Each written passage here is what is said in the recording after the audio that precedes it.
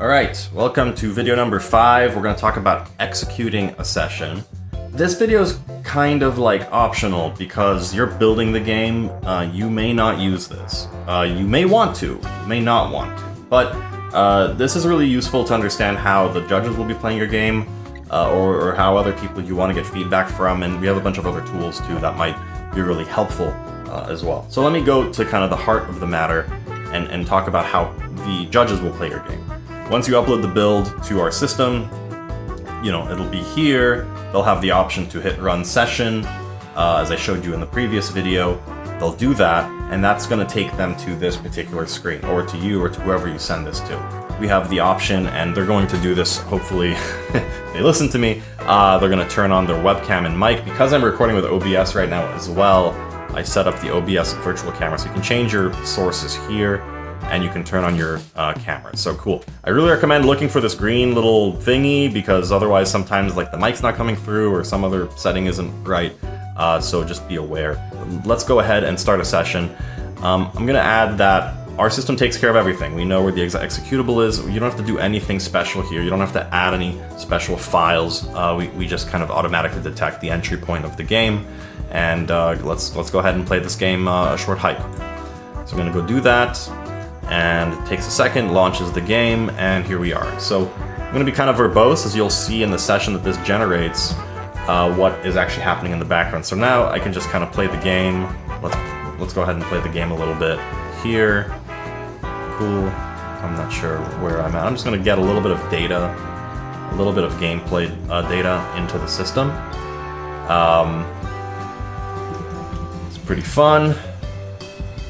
Jump on this flower. Oh no. Cool. Okay. I'm just doing a little bit. All good. Cool. So let's go ahead, save and quit, and then close the game. Quit.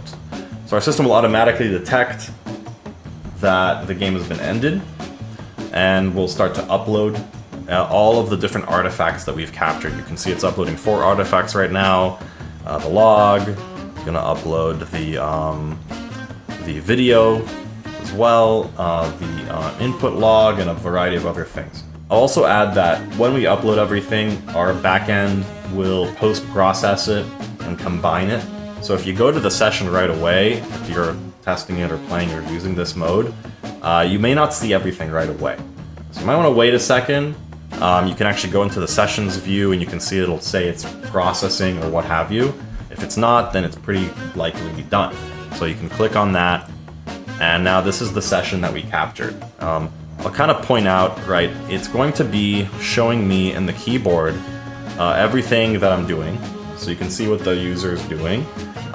It'll capture their video and also transcribe everything that they're saying. It'll even try to categorize those things as good things, bad things, and so on.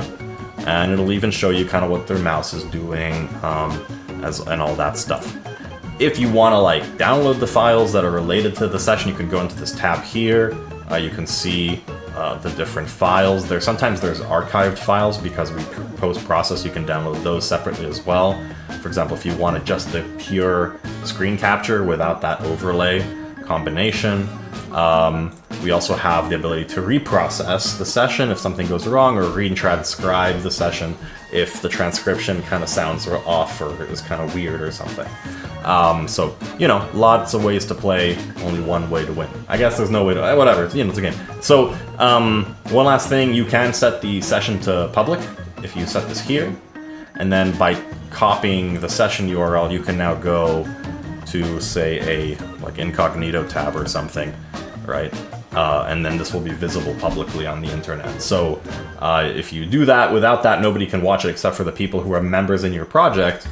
But if you set it to public, then anybody can go and check out that session. So you could send your friend a video or whatever. So that's way number 1 to capture a session. I'll show you another way, which is really powerful. There's actually 2 ways, but they're really quick.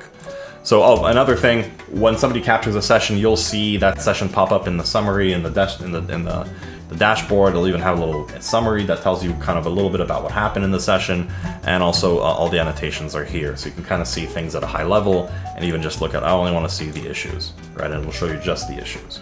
So pretty cool. Another way to capture a session is without a build. So say you're working on something in Unity, you want to show somebody on your team or a friend or whatever, and you don't want to have a build. Sometimes that's the case. You're working in Blender, you want to get some feedback on a 3D model you're working on, whatever. It's up to you. You can actually go and do capture new session, just like before. I'm going to make sure I don't crash it I'll make sure I go to OBS virtual camera, because otherwise it'll do whatever. And I can start a session as before. And so it's recording right now. This is, you know, if I go and I, you know, make this dance around. Whoa! Great. I don't know. But then you can hit stop session or either one, and this will stop the session and then upload it. So because there is no build to keep track of, it's not going to know when you're done. So you actually have to manually click stop. You can see it's doing the same thing. It's uploading artifacts, it's uploading all the logs. In this case, it's the log of our client. And it does do keyboard tracking in this, by the way, so please don't forget to turn this on and forget that it's on, and then go into your bank or something, because it'll be logging the key strokes, right? And so just like before, has a session, here's another session, and the same stuff, right? There's no real difference. I will add, there's another way to create custom sessions. You can create an empty session. This is a little bit more advanced, if you really want, and now you can kind of like drag and drop files into this session. I don't really recommend using this unless you really want, if you really want to know more about it, please reach out to me and let me know. But yeah, you can also archive sessions as well to get rid of them, to clean it up a little bit. Yeah, so that's the other way, is you can also do a non-build session with this sort of desktop client. There's a third way to do a session, and that's from the browser. So say you don't have a desktop client, you can actually go and do it entirely in the browser. And this is can be very valuable, because if you're on Mac, if you're on some other platform that's not Windows, you might not have access to the desktop client. So you can go into capture session here. It looks a little bit different. Here we don't have the all the features, but we do have some abilities like choosing a particular screen and window in the way that the other one doesn't have. We can add the webcam here, although I think it'll probably complain because it's, whatever, with OBS.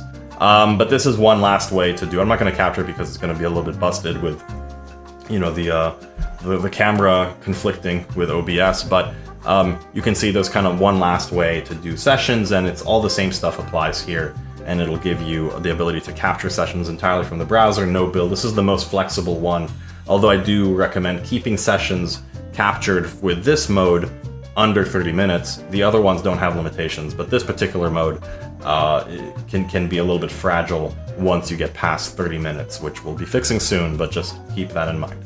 So yeah, lots of ways to capture sessions. Let me turn this off. I can capture just a quick one to show you. Woohoo! You can even add little emojis.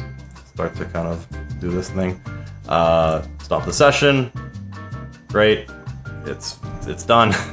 It's a little goofy, this one, but yeah, it works. Another thing I'll add about this view, you can actually add your own comments. So if you want to add, you double click, and you can do this as a comment. You can reply like, no, it's not. The full Loom Frame IO type functionality here, if you want to kind of talk to your team and whatever, you'll get emails and stuff based on if you get like a notification, like somebody responded to a comment or whatever, you'll get a little email about it. That's how you can capture sessions in our system. That's how you can execute builds, and the 3 different ways to do it. Awesome. That's it for this video.